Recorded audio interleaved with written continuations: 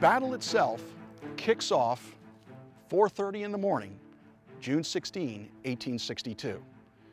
We know that Isaac Stevens is the lead division in the frontal assault upon the Tower Battery. And the plan of the attack was that you would have a forlorn hope. You would have two companies of the 8th Michigan that would take the lead and would attempt the initial penetration of the fort.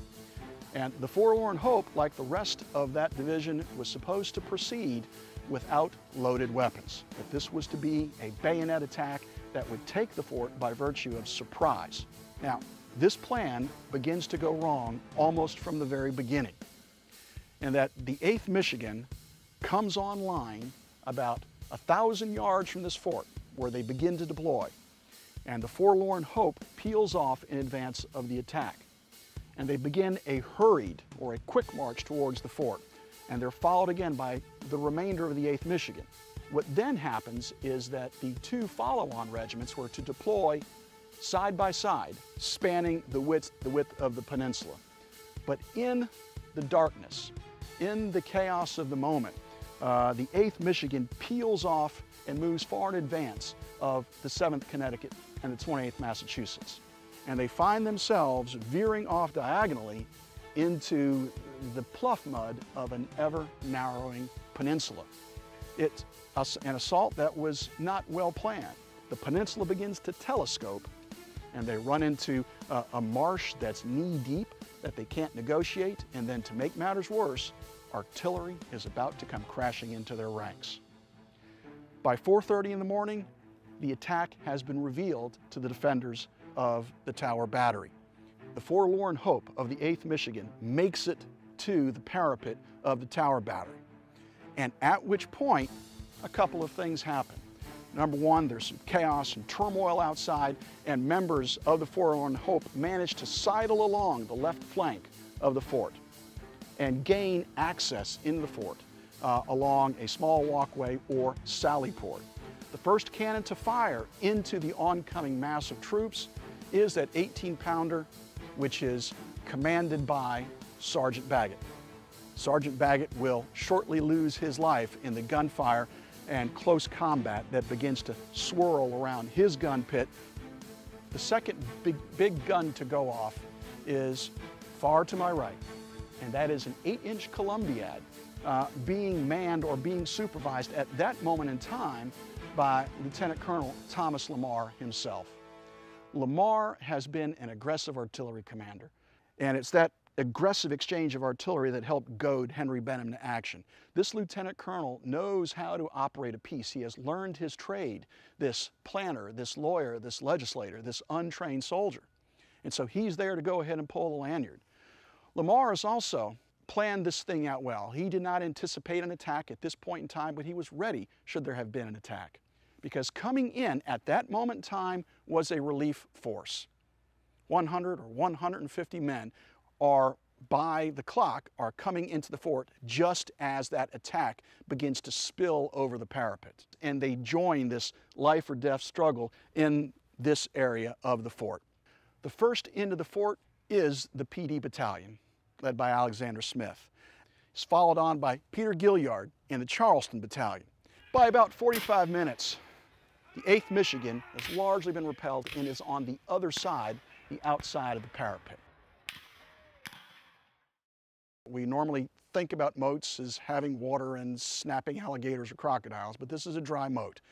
And the moat is on the exterior face of the fortification, and as they excavated this moat, they used a lot of that earthen material to create the parapet for the fort itself. And it's a parapet that would grow from the base of the moat itself roughly about 15 feet, 14 to 15 feet in height. What you would see are the gun positions from the exterior of the fort.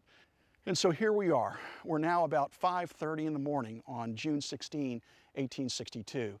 And combat has swirled in and around the gun pits, and for the most part, those Union troops of the 8th Michigan have been ejected, and they cling. Many of them cling to the outer wall of the fortification here.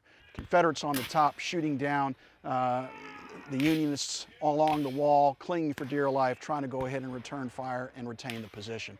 And despite the plan of there being reinforcements, there are no reinforcements. The bottom line is the 8th Michigan largely fights this battle alone, though with primary assistance or some assistance from the 79th. And so by the time that we have the attack actually petering out over here in the Tower Battery, Union forces finally arrive at a position just across the marsh. The 3rd New Hampshire wheels, they look in the fort, they understand, they hear, they see all the sights. There are no trees during this period of time. This is all fairly tabletop. This is all land that's being used for Sea Island cotton when it's not a tidal marsh. And so they begin to advance and they begin to run into the Pluff Mud. And they quickly realize that they are not going to go ahead and get across this tidal marsh. So they begin a long distance firing into the fort. Now, what helps to go ahead and save the day, it is now the arrival of the 4th Louisiana, and they begin a suppressive fire against the 3rd New Hampshire. There are casualties on both sides in this long distance shooting match, but what quickly turns the tide of battle yet again is not so much what's taking place here, but what's taking place far to the rear of the 3rd New Hampshire. And indeed, about in that direction, Confederate forces have arrived in the rear of Horatio Wright's division. And who begins to deal with that are the Rhode Island heavy artillerymen. They had followed on and they had to pivot and they engage Johnson Haygood and his men, and this firefight goes back and forth, back and forth. Coming into play are primarily a couple of artillery batteries. Ellison Capers arrives and he sees men who do not know how to use a cannon. But Capers, being that Citadel grad, familiar with artillery from his experience in the days of the Citadel, promptly teaches them how to get those pieces into action. They bring havoc into the Union force. The New Hampshiremen eventually evacuate. They retrace their steps. They start heading back toward the Stono River. Henry Benham now appears again on the battlefield. Henry Benham, who is the commander-in-chief of this operation, but yet has really exercised no control over the action himself. He has not shaped the battle. But Henry Benham, about 1,000 yards away from this, now is getting all the reports. He understands the chaos and confusion, lack of success here, and he orders a general retreat. Isaac Stevens retracing his steps, Two Rivers Causeway, and back to Soligree Island. And once again, Horatio Wright back to Grimel's Plantation on James Island.